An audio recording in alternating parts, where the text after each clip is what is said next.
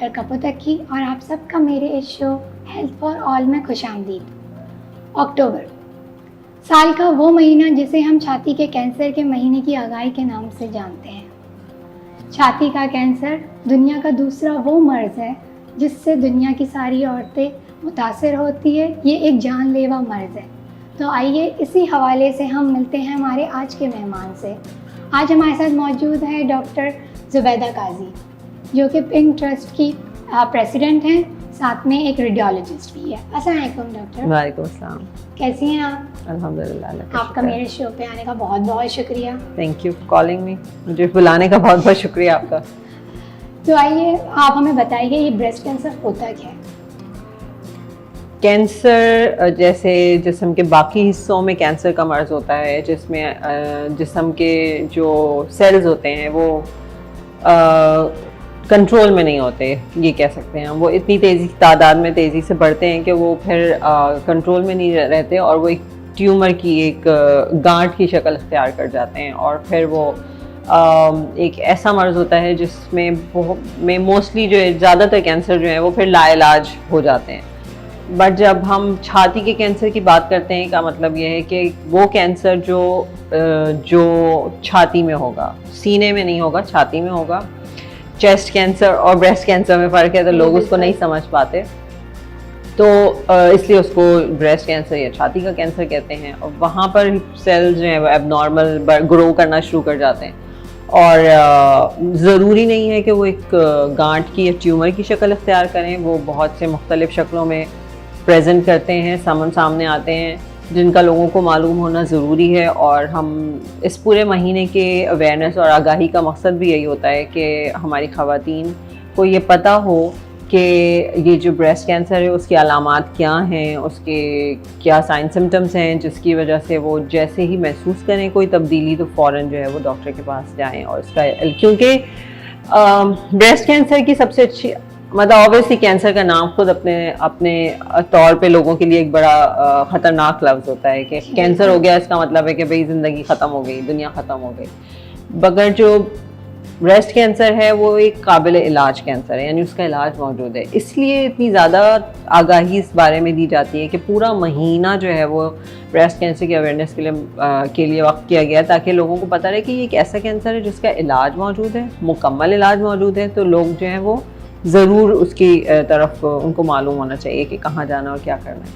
अच्छा, हमारी जो नाज़रीन है हमेशा आके आपको यही बताती है कि गुठली हो गई है, गांठ हो गया। क्या हर गुठली हर गांठ कैंसर होता है? बिल्कुल भी नहीं होता ऐसा। बिल्कुल एक मिसकंसेप्शन, मतलब लोगों के अंदर एक ऐसी इब्हाम पाया जाता है कि हाँ अगर गांठ हो गई है तो फिर वो ज़रूरी है कि कैंसर होगा। स्पेशली छाती की हम बात कर रहे हैं तो उसके अंदर उमूमन जो ख़वातीन आती हैं वो यही कंप्लेन लेके आती हैं कि मुझे ये गांठ महसूस हुई है। हालांकि वो उससे पहले से बहुत सारी चीज़ें उनके अंदर हो रही होती हैं, लेकिन वो उसको इग्नोर कर देती हैं उन चेंजेस को, क्योंकि उनको पता नहीं होता कि इसका कैंसर से ताल्लुक़ हो सकता है। तो गांठ भी दो तरह की होती हैं, यानी कि ट्यूमर जो है वो दो तरह का होता है, जो कि एक बिनाइन होता है, यानी जिसमें कैंसर के सेल्स नहीं होते, वो आपके जिस्म में फैलेगा नहीं। लेकिन जो दूसरा होता है, जो कैंसर होता है, वो जिस्म के दूसरे हिस्से में फैल सकता है। छाती में खुद जो है वो बहुत सारी तब्दीलियां ला सकता है और फिर वो बढ़ जाता है तो फिर इलाज के काबिल नहीं रहता। जो कैंसर वाले जो ट्यूमर हैं, जो गांठ है, ऑब्वियसली उसकी बहुत सारी शक्लें होती हैं। जो नॉन कैंसरस होता है वो जो है वो मल्टीपल हो सकता है, एक से ज़्यादा हो सकता है, वो फिक्स नहीं होता, हिलता जुलता रहता है। उसकी बहुत सारी डिफरेंट टिपिकल होती हैं और यंग लड़कियों में जो है ना वो ज़्यादा पाया जाता है। आजकल ज़्यादा अवेयरनेस देने की वजह ये है कि हम यंग ख़वातीन के अंदर ब्रेस्ट कैंसर ज़्यादा देख रहे हैं, तो इसलिए हमारे लिए एक अलार्मिंग वाली सिचुएशन हो गई है कि ये बीमारी जो मतलब ओल्ड एज में होनी चाहिए, 50-55 साल के बाद होनी चाहिए, वो अब जो है वो 30-35 उम्र की ख़वातीन में भी देखी जा रही है। तो इसलिए इस बात का जानना बहुत ज़रूरी है कि हम ये सोच करके ना बैठ जाएं कि क्योंकि लड़कियों में छोटी उम्र में जो है वो बिनाइन ट्यूमर यानी नॉन कैंसरस ट्यूमर ज़्यादा होते हैं तो हम डॉक्टर के पास ना जाएं। हमें हर तरह की गांठ को डॉक्टर को ज़रूर दिखाना है, क्योंकि वो कैंसरस हो सकती है। जी बिल्कुल। अच्छा, ये ब्रेस्ट कैंसर की कोई खास वजूहत होती है कि फैमिली हिस्ट्री होनी चाहिए या कुछ इस तरीके की चीज़ें? बिल्कुल वजूहत होती हैं और काफ़ी सारी वजूहत होती हैं, जिसमें से बहुत कुछ कॉमन सी लोगों को पता भी होती हैं कि जैसे दूध नहीं पिलाया अगर किसी माँ ने, ठीक है, एक वजह है, ज़रूर है, बट उसको हम कहते हैं कि 10% रिस्क फैक्टर होता है, यानी 10% खवातीन, वो खवातीन जो दूध ना पिलाएं उनमें से 10% खवातीन को ये चांस हो सकता है कि वो ब्रेस्ट कैंसर का शिकार हों।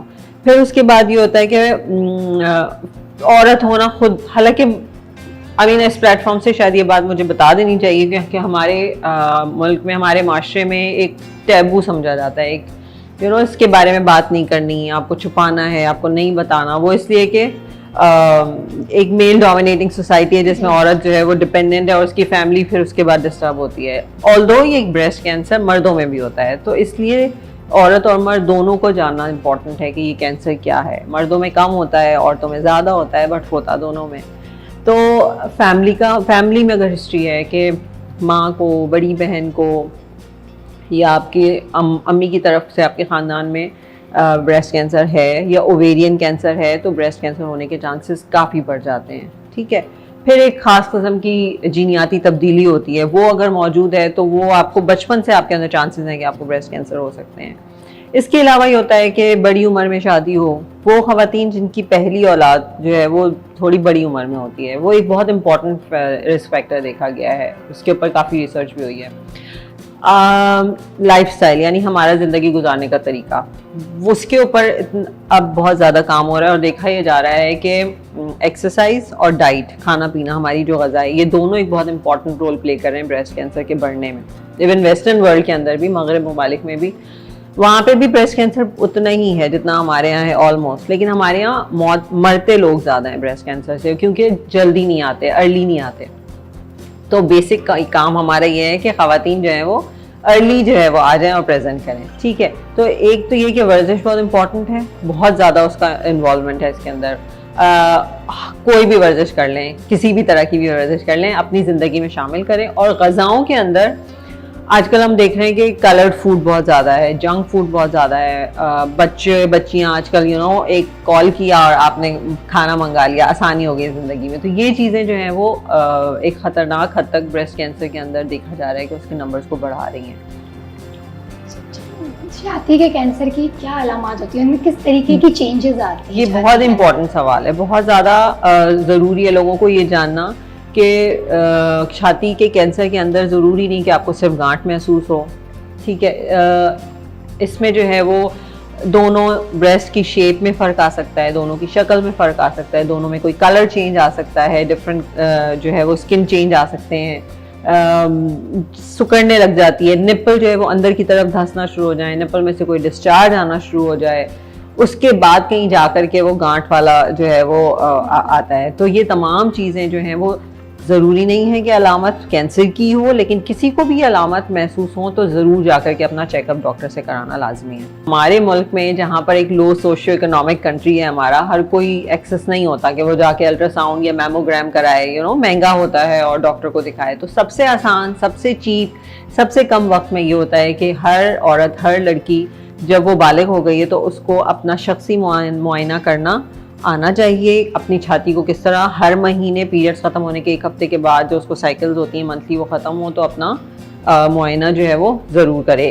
उसका एक थोड़ा प्रोसेस है जिसकी हाँ उसमें ये कि ये तमाम अलामत जो मैंने आपको बताई हैं, आईने के सामने खड़े हो जाएं आप और देखें कि ये चेंजेस तो नहीं आ रही ब्रेस्ट में, निपल अपनी जगह पर है, साइज़ चेंज, शेप वगैरह चेंज तो नहीं हुआ, कोई कलर चेंज तो नहीं हुआ। उसके बाद अपनी ये 3 उंगलियाँ इसकी पोरों से जो है वो अपने पूरे ब्रेस्ट को एक दायरे की सूरत में जो है वो फील करें और फिर और बगल को ज़रूर अपने, क्योंकि वो कभी कभी ब्रेस्ट में कुछ नहीं मिलता और बगल में गांठ होती है वो मिस हो जाती है। तो ये बहुत छोटा सा 5 मिनट का एग्जामिनेशन होता है जो हर औरत, हर लड़की को अपना करना है महीने में 1 दफ़ा।